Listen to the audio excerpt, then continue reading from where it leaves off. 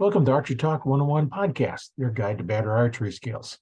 We'll bring you the latest tips, tricks, and expert advice, but that's not all. We'll also have interviews with top archers and industry professionals and reviews of the latest gear and equipment and much more.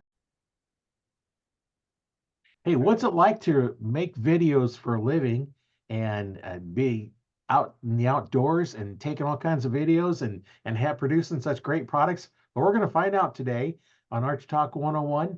I'm going to be your host today. My name is Roy, and I have Isaac Snow on the line with us, and we're going to talk about what it takes to create some good quality videos, as well as talk about his archery ventures and other things as we get along there. Just to let everybody know, you can watch this video on the Arch Talk 101 Facebook group. We go live in that group. You can also watch it on my YouTube channel, Learn to Fix It Yourself. And the audio part comes out on Spotify and on Audible. You can get it there. So just go out there and search for Arch Talk 101, and you'll be able to listen to it or watch it. So, Isaac, welcome to the show. I appreciate it. Thank you. I'm happy to be here. Uh, Introduce yourself and tell us a little bit about yourself. Yeah, so I'm a big game hunting guide in Montana right now. I've only been out here for about a year now and really getting my teeth cut on the western hunting side of things with elk and mule deer, bear, lion, all that stuff, which have some experience in the past, but really kind of getting my fingers into it now and taking care of a ranch. Uh, It's about a 10,000 acre ranch, and I just basically manage it primarily for the hunting and any type of, I guess, string that we might have to pull in order to get one of the landowners a tag or something like that. I'm in charge of guiding those hunts. Like this year, we offered, I think we gave up 6 cow hunts. It's a program the state of Montana has where you apply for these cow tags, and in return, my owners got bull tags. So that was really my first season here in Montana. But originally, I managed a ranch in Missouri for about 13 years. It was about a 3,500 acre piece of property, had a 1,000 acre private lake on the eastern border. Really, it was the dream farm as far as just being set up, and I feel like it was it was my blessing and my platform to learn off of, because I started there at 18 and I was young and green, and luckily my bosses, my owners, they really just kind of gave me the reins on it. They always trusted my judgment because I had been managing ranches with my dad since I was 14, 15 years old, and I kind of knew the ropes, and so they tossed it in my lap, and I ran with it. And over the course of that 13 years, I don't know the exact numbers, but I mean, dozens of Boone and Crockett whitetails that I was able to partake and guide, and two over 200, and,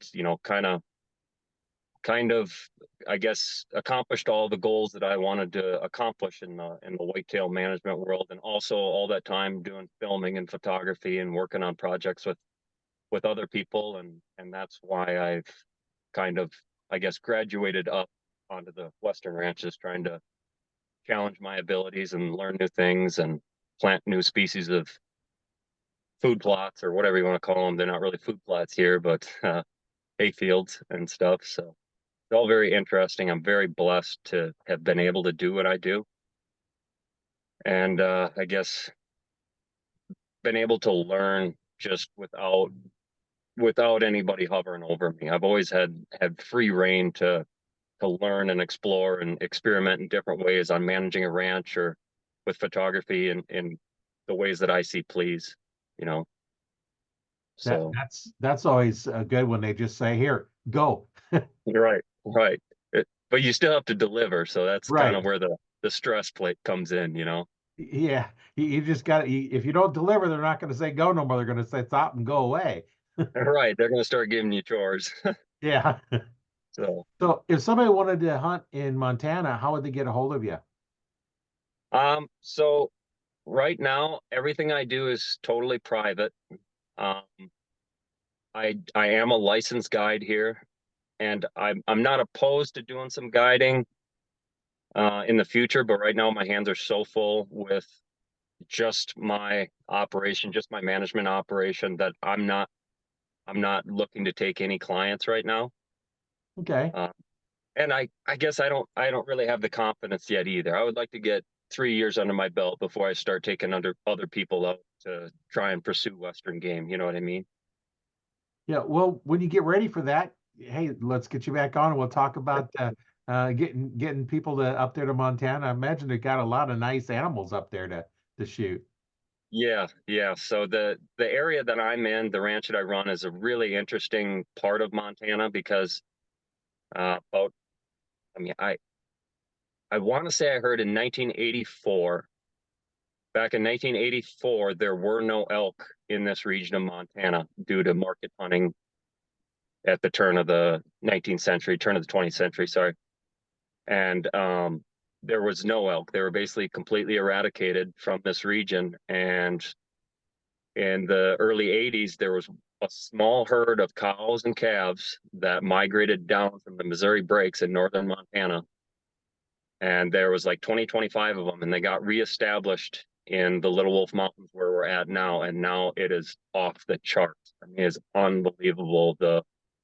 Not just the number, but the how well the elk and mule deer are thriving, and just the size of these bulls are unlike anything I've seen. Just the way they carry their mass, and the sheer numbers of them is pretty incredible. It's a pretty special place. Yeah, that's pretty good. They just kind of migrated. You didn't have to put them in there. They just kind of come down and just going crazy because great Right, area and no competition. They can grow as big as they want. right. And I guess that's probably the most interesting part.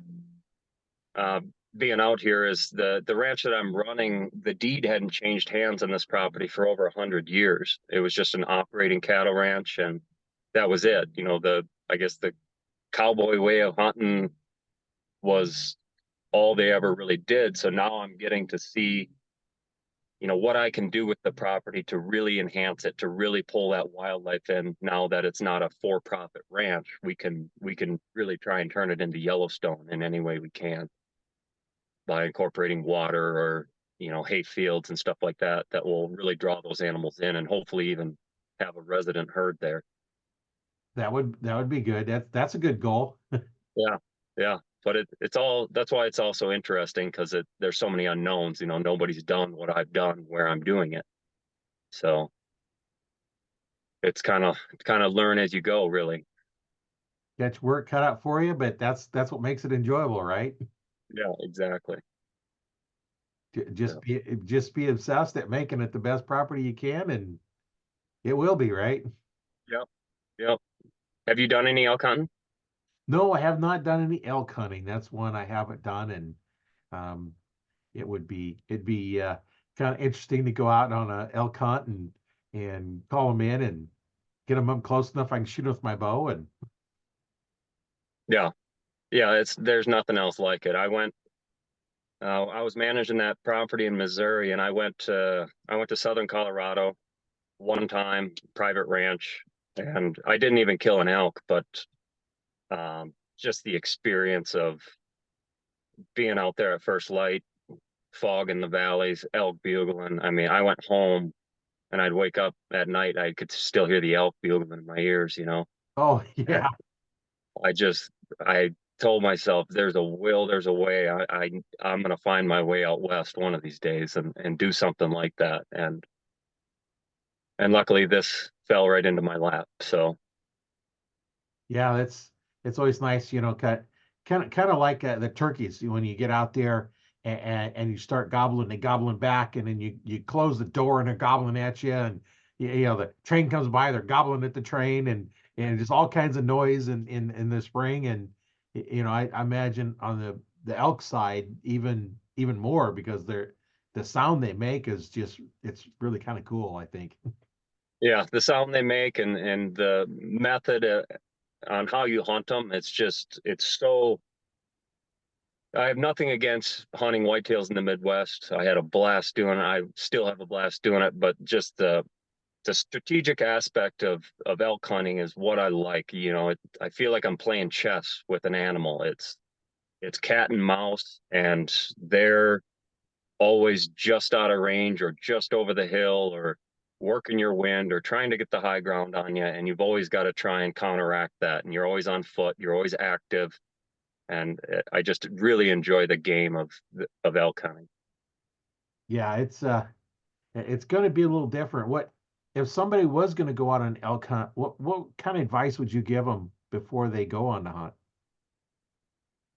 Um, First and foremost, I guess just the things that really popped out and have screamed at me in the last 3 years of the basic fundamentals. And I'm no expert here, but just things that I've observed is uh,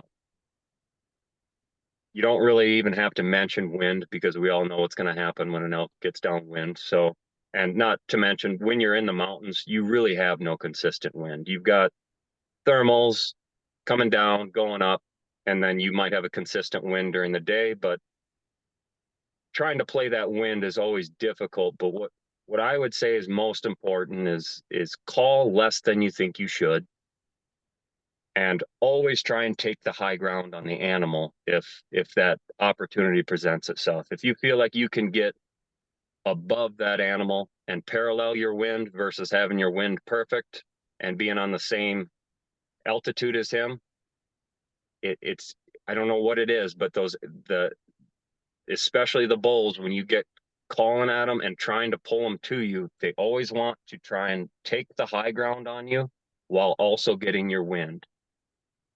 And so it kind of lays out a good little blueprint for you when you are working the bull. It's like, okay, if I'm calling here, I need a guy uphill from me 20 yards and probably, another 20 yards closer to that bull because he's going to try and circle. He's going to try and get your wind. And most of the time he's going to try and circle on the top side from what I've noticed. And then in that situation, I feel like I've noticed it's very similar to turkey calling in the sense that you never really want to give them what they want to hear. You just want to tease them a little bit. And the bugling and stuff like that, I know there's guys who are absolutely phenomenal at it and could probably make me look like a kindergartner out there. But referring to the cow calling, you almost want to sound like a cow that's not interested or half interested and is almost working away, getting quieter and losing ground on that bull because it's gonna trigger curiosity, and curiosity will kill the cat every time. Yeah. It it's how you position yourself. If you can get on a break and you've got a bull coming from this direction and you can get over the backside of that break to where he has to commit, he has to come up to the high ground and commit to see you and see where that sound is coming from, that's where you're going to get your shot because he's willing to make that commitment. Where if you put him on level ground, he's going to hang up at 100 yards because he can see 50 yards in front of him because of the way the terrain lays. So there's a lot of different little factors like that I'm always trying to throw in, and they're not always 100%, but they definitely help you out.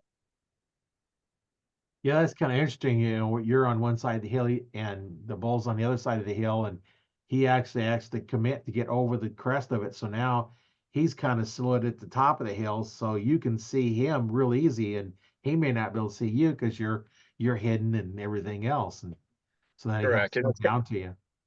yeah, and in the moment, it kind of goes against your instincts. A lot of times you want to take that last 50 yards. You want to get to the top of the hill and take that last little bit of distance on that animal.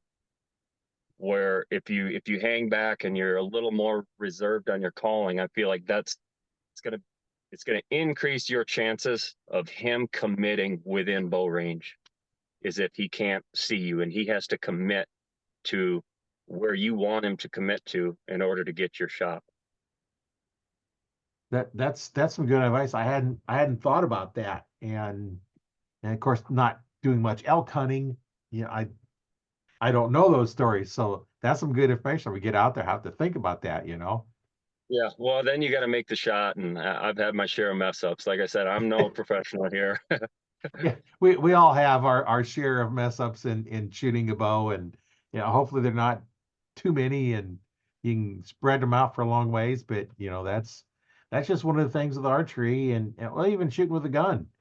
You're Hmm. you're gonna get that shot, and you're gonna mess it up, and hopefully you practice enough that you don't have to think about it. It's just you do everything process, go through, shoot, shoot, shoot, and shoot, and do a lot of shooting, and now then it's just a habit. You don't even think about it.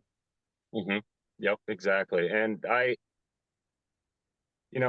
was one of the hardest habits I guess I had to break, is because I've hunted whitetails on the ground and pigs and everything else.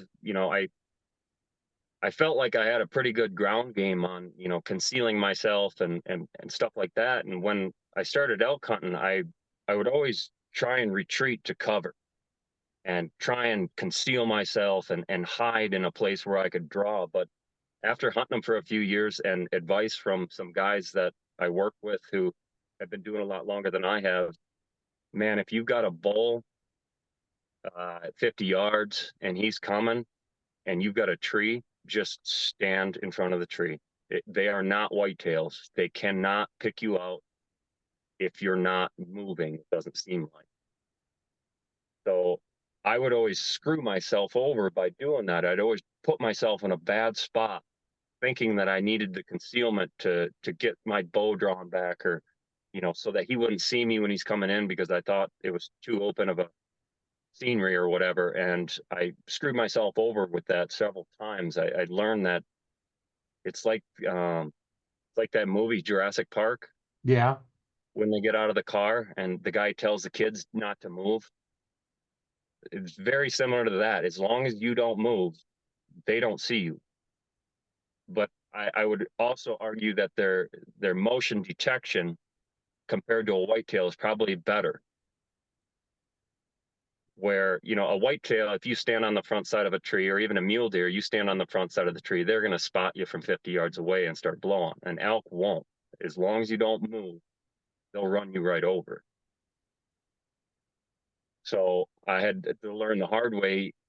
Let them just walk straight at you. Don't try and get concealed. And then in the whitetail world, where a lot of times I'm obsessed with stopping. I won't shoot a moving animal. So I'm always trying to give them a grunt or whatever to stop a whitetail. Or an elk, you can kind of just use your draw cycle to stop them, because that's going to be the first movement they see. And so when you draw, when you decide to move, you're holding dead still, and they finally commit and they're within range, and you decide, okay, I'm going to draw my bow. They're just going to stop and they're going to stare, and you take your shot. It's a hard thing to force yourself to do when you grew up hunting whitetails your whole life, and you're so wired and so uh, pre-programmed to believe that that animal's just going to bust as soon as you try to draw your bow, and that's not the case with elk. It's just different, you know. yeah, it's interesting where they're keyed into movement, and then they're going to try and figure out what the movement is. So if you get all draw back and then you stop and don't move, then they're kind of trying to figure out what you are. They don't know because they Yep. just see movement to try and figure out what the movement is. So they're going to stare at you, and hopefully they give you a shot. Um, Correct. and then they turn enough broadside that you can get your shot off. And I guess that's why you see some of these videos. The archers are coming out that the elk is within inches of the end of the broadhead. They're at full Hmm. draw and almost touching the elk. And, Yeah. and now I kind of know why they don't see you move. Hmm. And if they don't smell you, then how is their nose compared to like a whitetail? um it's really good. The one thing I've noticed where they, I would say, fall short compared to a whitetail would be they don't seem to be affected by a boot trail. Occasionally they'll hit your where you've walked, and they'll smell and they won't like it, but most of the time they won't even they won't even pay attention. And that could be due to drier soils out here and stuff like that, drier stuff. And Yeah, a whitetail doe will hit your track, and every time she'll walk it right to the tree. yeah. She never walks it back to the truck. Yeah, I've seen that where they've come down and just kind of walk right up to the tree and kind of sniffing around the bottom of the tree. It's like, you're too close. I can't shoot you underneath my tree stand. Yeah. Yeah. So yeah, elk, they don't seem to pick it up on the ground quite like a whitetail will. And that's that's one less thing to worry about. They're hard enough to kill the way it is. Yeah, yeah, they are. Yeah. But we had actually this year was my first year guiding hunts, and I had two encounters with my boss, Don Barry. He had two really close encounters, two really good bulls, and one, I mean, we've got it on video. The bull, like I was talking, it was a situation where that bull had crested up over the hill, and Don had positioned himself right at the top. I mean, he comes up and just screams right in Don's face, and I'm watching from a distance, thinking, "Man, are you gonna kill this thing or what?" And he never did get his bow drawn back. I In a scenario like that, you gotta draw your bow when you know they're coming and committing. But you in that scenario, he I guess in his defense, he wanted to get a better judge of what the bull was and before he took the shot. But I was a little more bloodthirsty than he was. So Yeah, yeah. When you're not drawn and they're right on top of you, that can be tough to get drawn because you're so close. yeah, yeah, Yeah, that's interesting.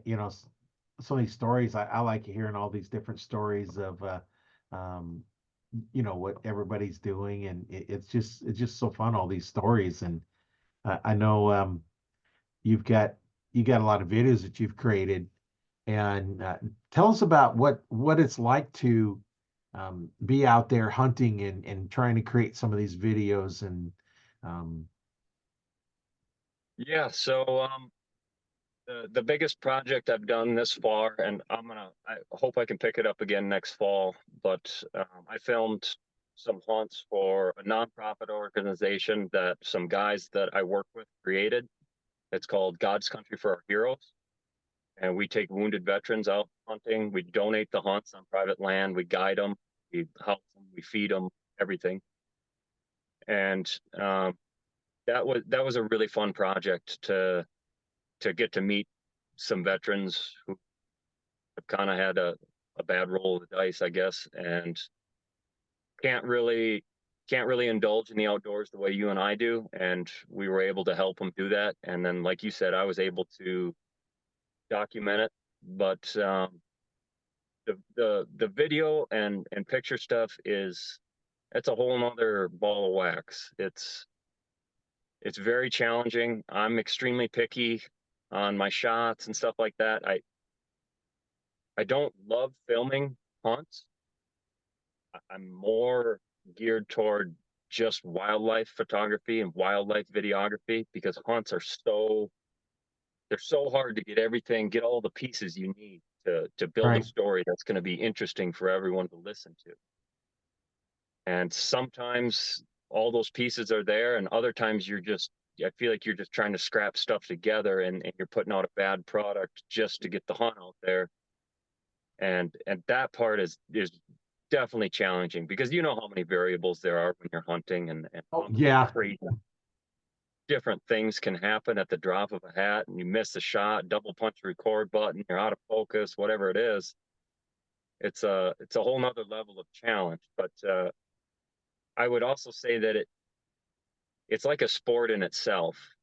You know, it you get a high off of guiding, you get a high off of videoing a great hunt or just, being part of a great hunt. And it's it's really kind of where my heart is pulling me now more than I guess harvesting animals myself is documenting it, not only hunting them, but just, the other day I went on a mountain lion hunt and we didn't shoot the mountain lion, but I got incredible pictures and video and unbelievable scenery. We were up at the top of the Little Wolf Mountains. We could see clear to Billings on one side and see clear to eastern Montana on the other side, and nothing but hounds barking up there. It's pretty incredible. yeah. Yeah. Yeah, it is, and yeah, I know. We was talking about this on a previous podcast, but when you're he was on some hunts where the other people were video, and you get the video of the kill, but then you don't have anything else. You got to go back and create other videos to kind of lead up to it. And yeah, I can see how that can be a little challenging in editing videos, with my Yes. YouTube channel. Now the podcasts, I don't edit those. I just put them out like it is. And when it goes up to YouTube, I put the little thumbnails at the end, and other than that, but all the rest of the videos I create, I edit them. And Mhm. you if you got an hour long video, you have to watch the whole hour to figure out what you want to keep. And sometimes watching it again, cut and fit it together. And yeah, you could easily take an hour and a half long video and spend 3 hours to make a 45-minute video. Yes, I'm glad you said something about that because that's part of my hang up on it is I love doing the video stuff, especially for myself. But and I call myself a videographer and a photographer, but I'm not an editor. I don't love it. I can do it, and sometimes I'm good at it, sometimes not so much, but I am not an editor. It's not something I have a love and passion for. I just do it because it's part of the process. Yeah, and I use DaVinci Resolve Yeah. that I edit with. A lot of movie studios will use that, and there's so many things it'll do. I'm discovering new things it'll do because I do just basic stuff, and it's like, okay, I want to do something different. I want to do something different, and then you just kind of add on, and there are just so many things you can do. And sometimes that's kind of the fun part is putting in some of these other features and Yeah. transitioning from one clip to another clip, so it's not just here and then all of a sudden jump to the next one. You got to kind of transition and put something in and put text on it and have the text scrolling around and Right. And there's people out there that are so talented that can do that every day and just crank out amazing inspirational stuff. And I'm the type where I gotta be in the right mood to put out something good. If you put a bunch of pressure on me, I don't feel I can be that creative. yeah, you take your video and have somebody else actually put them together for you. Yeah, exactly. Yeah, that's how they do it in Hollywood, right? Yeah, the cameraman doesn't edit the videos, and somebody else is No. editing them, and then you're narrating them, and then you can take and narrate on top of your videos. Hmm. Sometimes you can tune the voice down or shut it off completely, and you can hear a little bit of background of what's going on originally, but then you're talking over it, and that's where you're talking about different stuff going on. Because when you're out there hunting, you can't talk very loud. Hmm. You're kind of whispering or whatever, and nobody can figure out what you're saying because you can't hear what you're saying, and what you and you're listening to it. It's like, what did I say? And it was you that said it. So they Yeah. narrate over them, and there's all kinds of things you can do with them, Hmm. and sometimes I think that's the fun part is putting all those things together, doing different, trying different things, and Right. you know, I, I right now I'm using the free version, but I'm going to go to the paid version of DaVinci, and because there's other features in there that I'm just like, oh, I want to try this. Oh, it's in the Right. paid version. It's $300 one time shot, so Yeah. it's cheap. Now, some of the Yeah. other stuff you want to do, there's other things you can add to it, but um, right now it's just so much fun. I think to create some of those videos and when you're getting different angles and then the camera is not in the right spot and then it's like, okay, I've already done this, I'm not tearing this part apart just to do the video again. So now then you have to kind of go around it, and Yeah. yeah, you lose a piece of the video and it's like, well, I didn't record this piece, I lost the video somehow. It's like, okay, skip forward. Yeah. Yeah. And that's kind of what's unfortunate about, I shouldn't say it's unfortunate, but there's a lot of times where I'm guiding where it's like, man, if I had a camera in my hands, but there's a lot of times like I just can't do both at one time. I can't guide and call and glass and film and drive the Ranger and, you know, everything plus try and film or take pictures on top of it. It can be really challenging, but man, I have missed some amazing shots when I was just guiding or whatever. And I think that's what's pretty cool about where we're at now with cell phones is, when I first picked up a DSLR camera, it was significantly better than the camera on my phone. Yeah. And now if I have good lighting, boy, it's tough to I mean, it's close. You know, a new Samsung shooting 4K at 60 frames per second, it's pretty darn good video right out of your phone. Yeah, and I got a fairly new one, and I do except for the podcast, which I do on my computer at home.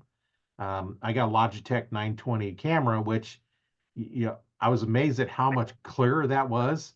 You know, on this camera, you can tell if I didn't shave this morning. You know, the other one was it was just all blurry, and Yeah. everything else I've done on my phone. I use my phone for everything else, and the quality of the videos are just amazing how clear they are. Hmm. And you've got the zoom features and you got panoramic features. I got slow motion, which I haven't done any slow motion yet, but one of these days I'm going to try it. You know, maybe when I'm shooting my bow, record it in slow motion so I can see what's going on and just Right. create some different videos like that. And sometimes you record them in the vertical mode, but you really want them horizontal. I don't want to re-record it because I've already missed. I've done what I need to do, and I'm not going to untear everything apart. Like if you're building something, once I cut it and assemble it and glue it together or bolt it on, I don't want to unbolt it all and just record. So I can actually rotate it and then blow it up and all Yep. kinds of different things. So that's kind of neat when you can do all that stuff. And I went through when I first started creating videos. I forget what the program was, and I'd take the video and then I'd run it through there to edit it, and it would make the pictures smaller and just all kind of goofy stuff. And then I found another one that a little bit better, but not what I wanted. And then so I'm looking for different video editing programs, and I come across DaVinci Resolve probably about 2 years ago, two and a Yeah. half years ago, something like that. And I was like, oh man, this movie studios use this to create movies. Uh-huh. And I was like, they got a free version. So I started Yeah. using that and then getting more and more features and more and more features. And it's like, I could use this for years and never need the paid version. But Yeah. then now I got to the point where it's like, okay, I want to take like and see some of the videos, like on the YouTube, you'll have the little subscribe button and the bell, and you click on that. And I need to be able to remove the background off of an image I create like that. That's the free version. So I Hmm. got to the point where there's things I want to do that's in the paid version that I don't have access to in the free version. So I'm going to go ahead and get that here one of these days and watch my YouTube channel. You're going to see different things showing up because I'm learning how to do stuff, and there's things in there that I I've seen how they do them, and make different logos and screens coming in and doing all kinds of weird stuff and spinning around and all kind of Hmm. cool stuff. And I can do that in the free version. I just got to sit down and take some time to figure out how to do it. And Yeah. Yeah, it's insane. Like you can do that with a free version, and my dad started uh filming hunts and stuff for Hunter Specialties way back in like the early 2000s. And I remember him telling me their first editing setup. I don't quote me on it, but it was like eight or $10,000 for their first editing setup so that they could edit and record onto VHS tapes. And now it's free on your computer. yeah, yeah, I can remember recording on VHS tapes. I Yeah. actually went on a hog hunt down in south part of Texas, and Uh, that's when they're supposed to be set up for an archery, but they didn't set up for archery. They always, bait and stuff. Well, the last day I hadn't got a deer or a deer, a hog or a javelina yet. And the guy went down, he did rifle. So he'd already got his. So I used his rifle. And so he's recording me shooting. And this javelina comes out. Then I missed. Like first I missed. I ended up getting one later, but so at that time I had a VCR player that I could do frame advance in. Most of them you just got to play, stop, play, stop, play, stop. This Yep. one I could actually dial in frame advance. So I want to see where my bullet hit because I couldn't tell because I looked at the scope. So I take it there and frame advance, and one of the frames I actually caught the vapor trail from the bullet Mm. on a Yep. VCR. It just so happened it took a picture and that bullet was mid-flight And then I go Yeah. through and see where I hit, shouldn't have heavily. They're not very big, they're only, maybe 6, 8 inches tall. Yeah. But that was interesting how it was able to catch on such low quality VCR tape that was able to catch the bullet mid flight. Yeah. And we've learned, all of us guides now, or the guides that I work with, like when you have a client and he's at full draw, it's law. You should have your phone out and recording because we have it and we can, and it's so valuable. Like you're saying, you were able to go frame by frame back, and now we can do that with our cell phones. We can shoot it at 60 frames per second, 120 frames per second in 4K, and go back frame by frame and see exactly where a client hits an animal, and kind of make your decision from there on whether you're going to press forward or not. Yeah, yeah, that's good. Just as the guiding somebody, it's like, okay, now you got this video. You're actually, you can see where your arrow hit, and it's like, okay, this was a little too far back. Hmm. We're gonna wait. We're gonna come back after we eat breakfast or lunch or whatever it is, and come back in 3 or 4 hours. Yeah. And so okay, let's go find the first blood trail and let's mark it, Yeah. and then we'll come back because they're going to run off far enough. You can go find the first blood trail, and if you can find your arrow, if it passed through, and then where to start looking from there, and then you can mark, okay, it went this way. Maybe find Yeah. a couple blood so you at least have a trail to go. And I've done that before, and didn't get the best hit. I just got in my tree stand. I want to be there at 4, about 10 after this deer come trotting by. Some kids were up further north of me and kicked the deer up and is running by. And I'm thinking, okay, as it's coming, do I follow it or just wait for it? And I end up getting a gut shot. Yeah. Like, okay. So I waited about an hour and a half for my guys hunting with to come by, and we went and found the blood trail. And so this is, maybe 2 hours after we'd shot it. Started walking about 30 yards from where I shot it. It got up and run, and we looked, okay, blood trail. So come back the next night, and we'd had about 4 inches of snow, and it got down to about 20. We found it. I found a Yeah. pile of snow that had a lump underneath it, and it happened to be the deer. Yeah. you, Yeah. you know, so one of those things. I said on the last podcast I talked about that one, and that was interesting. How you've got that much snow, there is no blood trail, there is no Yeah. footprints in the mud. Yeah. Just walk around it, and hopefully you can find it. And we found it. Mm. I come across it, and it was still warm inside. Yeah.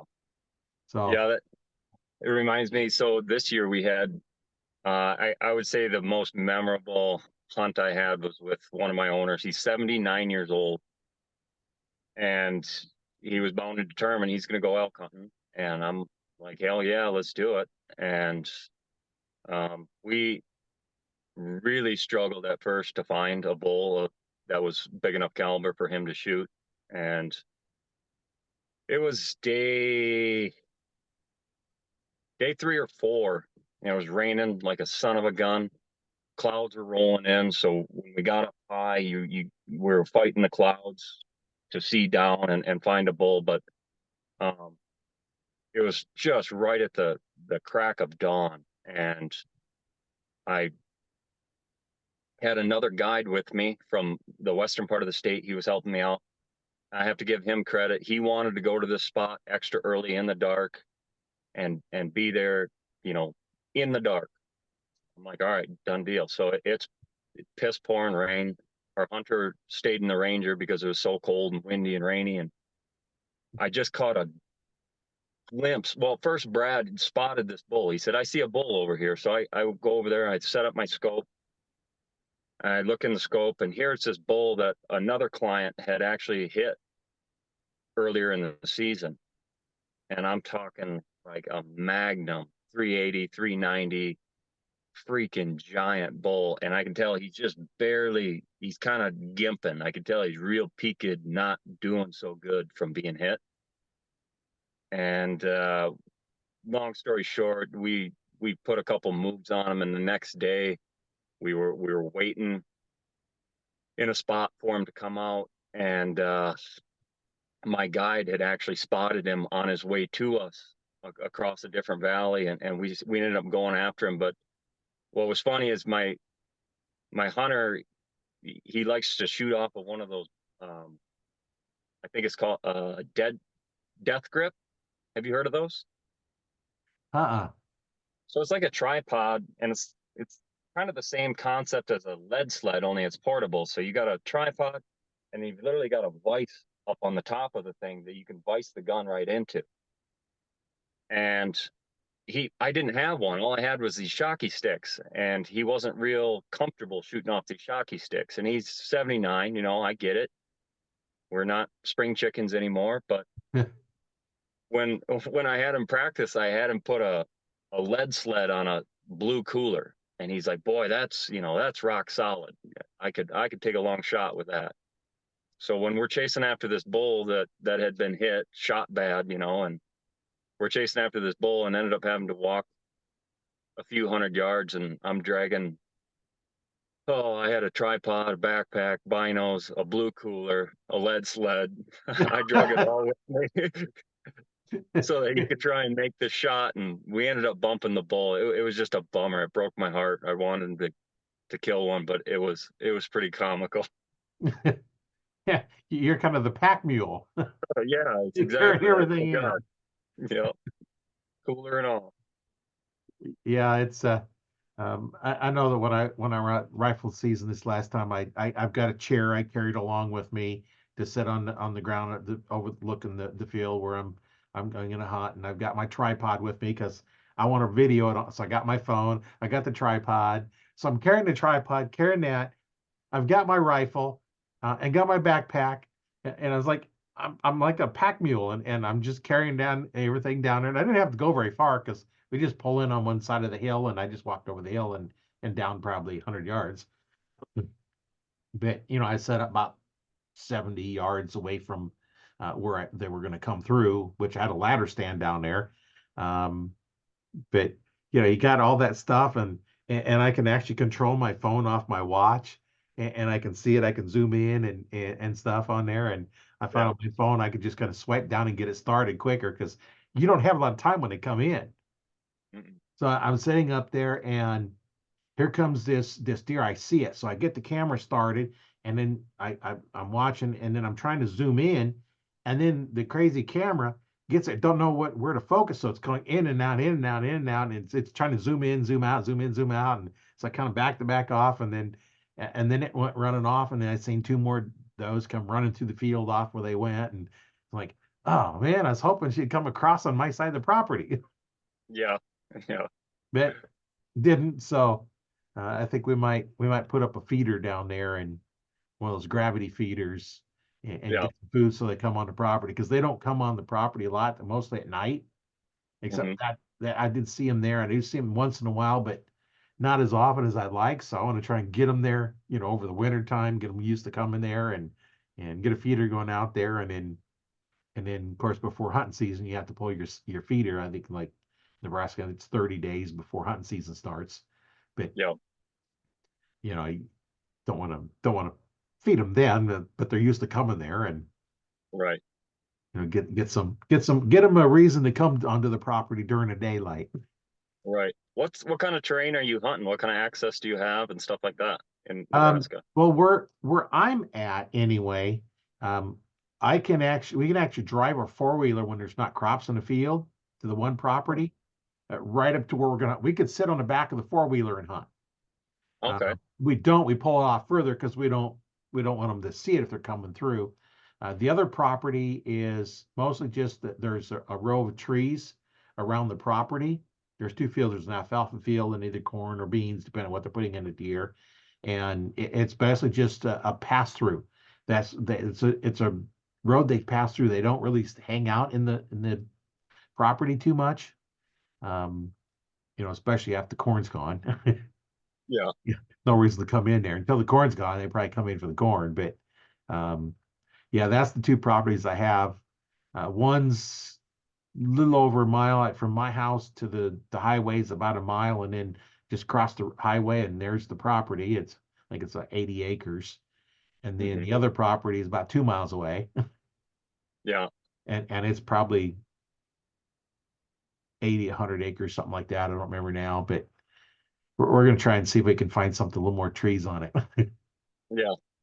Yeah, Yeah. a lot of It's coyotes getting and harder. It's getting harder and harder to find access, to find ground you can hunt. You know what? yeah. Well, a lot of it's disappearing. If you're too far away from the city, then it's a long drive. But Right. close to the bigger cities, and I'm a little village, 168 people, but Oh, nice. I'm about 35 to 40 miles, 45 miles to Omaha, and same to Lincoln, and same to Fremont. So I've got the two largest cities in Nebraska are within 45 minutes for me. So Yeah. there's some public lands that we might try some of those next year, but you can't drive onto those, so got to Right. walk back. Yeah. Yeah. That would be another big pointer for people on elk hunting, because most of the time when people elk hunt, they're on public ground. And like where I live, I'm about 25 miles from a pot machine. So we live in the middle of nowhere. And if you're willing to put the miles on, if you're willing to do some driving, you can find some pretty respectable hunting. It's going to be in no man's land. It's probably not going to look like the best hunting, but I've seen nice bulls and nice mule deer on just random state sections out in the middle of nowhere that no one will probably ever hunt. Yeah, there's a lot to be said about if you go in there and you've got a mile hike into your hunting property. um, Mhm. Most of us don't want to go that far. The No, older I no, no, get, the no. less I want to walk that far. Right, I'm right. walking that far, I'd be done then. Yeah, yeah, yeah. But it's challenging. I do like the fact that the elk and mule deer are kind of always they're always changing that home range on you. A whitetail, it's like he finds his home range, especially as he matures and he really settles into a lot of times a tight routine, a tight pattern from food to bedding, and finds an area that he likes and he sticks with it. Where these elk and mule deer and antelope, they kind of give you an advantage in that sense because they don't seem to get stuck in one spot. They don't seem to get stuck on the neighbor's property and find a little haven. They're a migratory animal and eventually they're going to move when it comes time to rut or anything like that. And I feel like you could really capitalize on that if you did your homework, especially in Montana. Yeah, yeah. Montana's got a lot of open ground, and It's a wild place, man. yeah. Wildfires and cats and bears and people fighting and everything else. So the reason I got this job out here, have you ever seen the TV show Yellowstone? Yeah. So I had never seen it. I had never seen it until I knew I was going to move out here, and the ranch that I'm managing was, like I said, operating cattle ranch for over 100 years. And the guy who was coming up and supposed to be taking it over, his name was Tyler Pennington, rest in peace. His wife killed him in the house that they were living in. And so they didn't have anyone to take over the ranch. So basically they were kind of forced to sell, and that's where I fell into place. But that's what I mean by it's a wild place. When you're that far out in the middle of nowhere, you, you gotta keep your ducks in a row. I feel like you can lose your marbles pretty quick Yeah. and kill your spouse, which I would, you know, but it's a wild place. There's wild people, wild animals, but it's a lot of fun. Yeah, it sounds like it'd be a lot of fun. You got all kinds of different animals to hunt. Yeah. You Yeah, know, that's what's neat is they've got the spring bear season, and right now in the winter when I'm used to doing nothing, we're gonna keep running lions and keep doing that, and I might shoot one. I don't know. yeah, we have of course the whitetails, and then out western Nebraska with that mule deer. We got some pronghorn, of course turkeys, of course, and there's bobcats here to hunt. There are some lions here. Yeah. Game parks wouldn't admit it for a long time until one got killed on the highway here. But I've seen a couple of them. You know, hunting partner and I was coming home one time, and this mountain lion just just a little small one, just run across the road, and it was like, okay, what was that? It's like that wasn't a normal animal that run across this, and then at the farmers hunting, we're up on top of the hill, and we're looking down at the bottom of the hill, and they got the big round bales of hay, and we've seen something jump up on top of it. Well, it wasn't a coyote because the tail was way too long. So that Yeah. was another time we've seen a lion. And Yeah. you know, farmers said, back in the 60s, they'd see footprints in the hills there. You're not Hmm. going to see them now pretty much because next to the property, they built a whole bunch of houses. Uh, Hmm. you know, that's what disappears a lot of the hunting properties is next thing you know, there's where you're hunting, there's houses there. Yeah. Yeah, it's interesting to see how all this stuff is changing, especially with the predators since conservation has been incorporated in the US. It, kind of like the elk herd that I'm trying to manage, it's only been there since the early 80s. Well, prior, prior to market hunting back in the 1800s, when there was a healthy elk population there, you also would have found bighorn sheep there. You also would have found grizzly bears there. So, my mind, I'm not a big fan of grizzlies. And as of right now, there's none in our area. But if I was going to prophesize, I would say that within about a 10-year period, the grizzlies are going to show back up because their food sources is back Right. and reestablished. So, Yeah, if there's no food source, they're going to move to where the food is. And now that there's food there, they'll move back in. yeah, Like the elk moved in because probably where they was at, the herd was getting large enough, not going to support it. So they kind of go, just keep migrating down. It's like, oh, we got food, got food, and keep yep, going. The bears will follow. yep. And it's a similar deal where Montana Department of Conservation, they don't really admit to where they actually are. Yeah, as the crow flies right now, they admit that there's grizzlies 70 miles from us. So it's, if you're being realistic, they're probably going to be passing through in the next few years. Maybe not a resident population of grizzlies, but they're going to be passing through, and something I think we need to keep our eye on. I think we need a season on them personally, but it's that'll Yeah. probably never happen. So Well, not until they start getting so big. yeah, The numbers get so large, then they're going to have something. yeah, And I replaces the hire professional hunter that come in and clear out the herd. Well, it costs you for those guys. Well, as right, hunters, we're going to pay you to take care of your problem.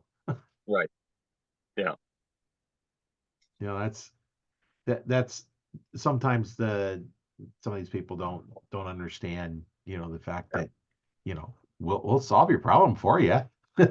right, yeah. But meanwhile, they're turning wolves loose in Colorado.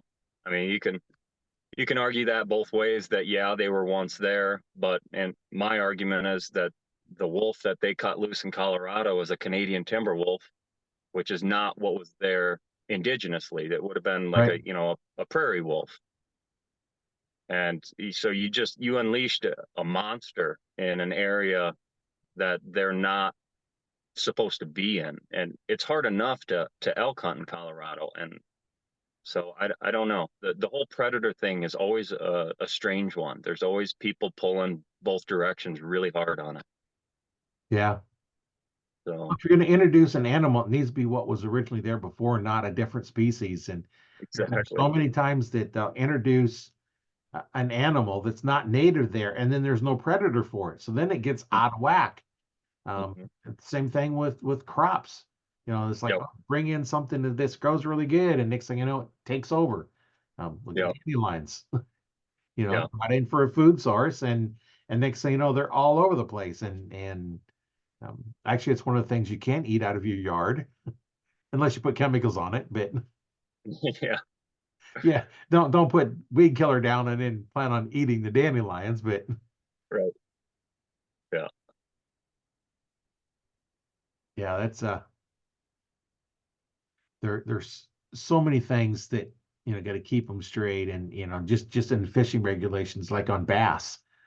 sometimes it'd be a 21-inch length limit on the bass, and then all of a sudden, game parks will reduce it down to 15 inches, and everybody just has a big uproar. And I actually seen a thread I was looking at that changed it on one of the lakes around here. And then somebody's getting complaining. And then so the game warden got on and actually explained why you raise it and you lower it. Yeah. If it's 21 inch, they eat a lot of bait fish, like your Yep. bluegill and your crappie and stuff. Well, that gets lower, it can't support the big fish. So you take the big fish out, let the bait fish grow, and then it gets the other way, and then you raise the limit. You just kept bouncing it back and forth, and that's Right. that's what they have to do with the deer around here. It's like, okay, how many did we kill? How many's out there? Do we need to raise the limits, lower the limits? Do we issue more season choice tags, which is one or two antler? I think this last year it was just one, but in some years it's two antlerless deer on a tag. Yeah. And so how many of the tags are we going to issue? Are we going to issue 20,000 tags, or going to issue 10,000 shears? So they constantly need to know. So that's why when you kill an animal and they want you to report it, you need to report it. It, so they get it accurate numbers, so they know exactly what's there, because they're looking and see, okay, how many did we kill this year versus last year? And in Nebraska, the numbers are down from last year. Yeah. Yeah. So each year is going to be different. Maybe next year it'll be higher. Right. We never know. Yeah. There's no cookie cutter system. It has to be a variable slot, whether it's fish or ungulates. It's always going to be changing. And luckily, we have a conservation department, if they're doing a good job, to recognize that that slot needs to be adjusted one way or the other. Yeah. And it's So like always put out. It's like, okay, here's the the permits for next year. This is what we're going to put out. They've analyzed all the data, and they've done their surveys and everything else, and so now they know what they're going to put out for the next year, and then to get done with that, they do it again for the next year and every year. And um, yeah, I'm glad they're doing it, so we actually have them. right. Yeah, exactly. Well, hey Roy, I hate to cut you short, but I got to get my boys to a jujitsu match here pretty soon. Oh, they're in jujitsu, huh? Yeah, they like combat sports, or I like them in combat sports anyway. Yeah, I did Yeah. Hapkido for about 20 years. Oh, really? Yeah. Interesting. Yeah, I'd Yeah, like to do it again, but I don't know at my age. I don't know if I'm going to take the falls too well. So, yeah. Yeah, we boxed for a while. I still like to box and stuff in my basement, and now that they're in jujitsu, we wrestle most nights, and so it's a lot of fun watching a 5 and 7 year old pick up some moves, and then after a few weeks they're bringing down dad. They know they know the sweet spots on how to get me down and how yeah, to roll me over. It's pretty cool. yeah, they'll learn. They'll pick it up pretty quick. Yeah. Well, get them to their class, to their the tournament they're fighting in. No, it's just a practice Oh, tonight. just practice. Okay. Yeah, get them to the practice. And hey, it's been great talking with you. And we'll do this again sometime. And yeah, when you start getting some guide services going on, where you're looking for people to come up to guide, hey, we'll get back on the podcast again, and we'll talk about that, and hear some more hunting stories. And we always like to have a lot of hunting stories. I like those, and I Yeah. know a lot of people that are listening or watching like to hear those hunting stories. And yeah, we'll do this again. It's been really great talking with you. Remember, you can watch the video on Arch Talk 101 Facebook group, as well as on my YouTube channel, Learn to Fix It Yourself. And the Audible, it's on the audio, the podcast is on Audible, as well as on Spotify and a couple other places. So pick it up. If you have any questions, get a hold of us. We'll be glad to answer your questions. Thanks for being on Awesome. the show, Isaac. It's been Yeah, a it lot was of a fun. pleasure meeting you. Thank you for having me on, Roy. Yeah. My name is Roy Canterbury, and I've been hosting on Archery Talk 101.